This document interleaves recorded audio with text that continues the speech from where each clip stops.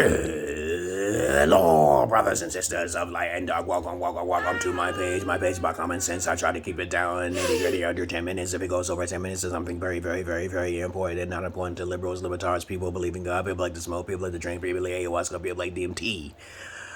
Woo! Listeners' discretion is advised. If you have any comments, questions, insults, or roast fest, you put it down below. Look at my face. Look into my eyes. Okay. Now, I want you guys to understand something here. The movie Wifelike has come out, and people have interviewed the movie totally. To me, I knew the movie wasn't going to be all that good, but overall, if it doesn't make a grand finale point in the movie, it's going to be irrelevant to me. And I knew it wasn't, because when the robots, this is a spoiler for anyone who haven't watched Wifelike. I haven't seen it, but I have seen clips of it. And I predicted that the feminists would try to overrun the mind of the robot. Okay? But I do want to make a point in this video here. This video is about which do you choose? This is a message to all you women out there. Do you want order and peace in your life? Okay, to serve the Lord, or do you want to serve yourself? It comes down to that. Very simple. Okay, you know, that simple goal to satisfy simple needs instead of this learned trait of romance, which is not necessary in most relationships. That's why most relationships fail anyway, long term, right? But as I was watching the Manosphere, okay, who was given an example of the movie, okay, about these robots being brainwashed by feminists because they are programmed by them now. Okay, I'm like, how in the hell does the robots get programmed? I didn't watch the whole movie, but there's a point what I'm trying to make, and he was also trying to make, and I felt that that's the reason why the movie didn't get the great ratings, okay? Because I knew it wasn't going to be great ratings, because I know for a fact that if the robots can be altered by the feminist movement, the whole movie is garbage. Because it will be a beautiful thing to have a robot companion, right? And you very much have small, minute maintenance of yourself for what you need. You know, a little bit of communication. You don't expect a robot to know everything and to take over your mindset. A little bit of romance here and there. I'm pretty sure guys don't want romance all the time, okay? You know, just a sex robot. That's not going to happen, okay? But 9 times out of 10, when a woman looks at romance and over order and peace in their lives, they are most likely not religious. You may come across women who say they are religious, but they don't read that book at all, okay, right? So I'm like, you go to the problem, conundrum is, he even mentioned it himself, is that when a woman goes to her job, right, she listens to her boss with no questions asked, because she knows she has to get paid in order to survive, you know, the survival of the fittest. You know, you got to be strong when you work for the master, okay, at the job, okay? And it's so easy because he just asks for simple things, right, you know? But the movie took a turn, okay, to where the feminist movement wants to allow these robot companions to become aware, and that's kind of weird, okay, because they're programmed by men. So I'm wondering, how does the robot get a allowance to go outside? I didn't watch the movie, but if any woman is watching this video here, you have to make a choice in your life. My daughters are going to make logical choices rather than too much emotional. It's logic over emotion.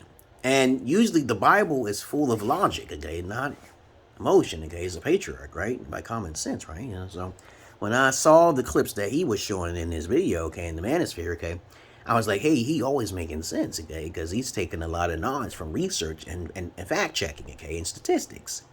So if you're taking the intimate approach and the romance approach, rather than just being the stable approach, the business approach, the expansion of family approach, because that's what it's going to take. Nobody's perfect on either side. And most people are incompatible anyway, right? So why not settle for a guy who's just like yourself? I don't understand. You know, I do understand. I'm just exaggerating when I say I don't. But why would you settle long term for just romance and intimacy when you know that's not a great high demand for a man? Okay, because a man just says wham bam, thank you ma'am, right? And I'm like, and after that, it comes down to mental psychosis and communication skills, or how much you have in compatibility with the man, right? So I'm just wondering, why would you You sacrifice that for your own urges sexually, okay? This is where the woman gets out of place, because of lack of emotional intelligence. So why would you waste that energy on other men, okay, right? If you got a stable man, okay, right, who's just like yourself, you beta, he's beta, why mess that up? Okay, like when I watched the TV show The Big Bang, right, I know how Penny and also the main character protagonist in the show, when they got together in a relationship, they're completely incompatible, okay? But the whole purpose, okay, to get together in a relationship is to procreate and have order and protection, right? You're supposed to have business so people can work together, bring more money in the family. But the woman is creating a situation where she's not being satisfied. And that's a form of undisciplined criteria in the woman's psyche, okay? I'm like, why would you need all these things? Why would you need to be seen outside by other people? Why do you need validation anyway in the first place? But you can go to your job and then just listen to simple orders. But you can't come to your home, your husband, and listen to those same type of orders, which is much more intimate, okay? You go home, you get intimacy. You go to work, you work for the master, right? So I don't see why women don't want to agree with that. Instead, they want to choose a life path of exploiting themselves out there in the open with other people because they haven't been trained by alpha fathers. This is a sad thing, okay? So which one you rather choose? You rather choose sayability, happiness, simplicity, okay, happiness, because I'm pretty sure, I know I'm a funny person. I make people laugh and women laugh all the time. But there's a lot of boring people out there. I know that's a fact. And I know men get boring because, you haven't explored your horizon and you haven't had a father figure to guide you, because my daughters, they're going to be guided to the right guy. I don't have no problems with that, okay? They're going to know about polygyny before a certain age anyway. They're going to know how to do things simply instead of, illogically, too emotional. But that's all I really wanted to say, guys, and women, okay? Don't be so running around with your head cut off because your girlfriends and your single mother syndrome. Don't listen to your single mothers, okay? Don't do that.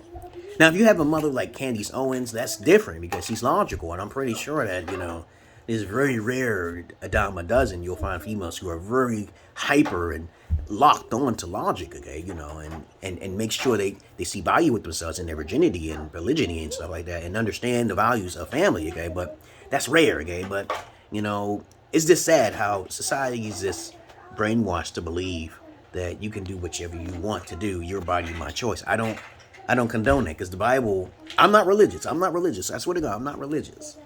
But the reason why we have that great evil, which is religion, is to keep order between human beings.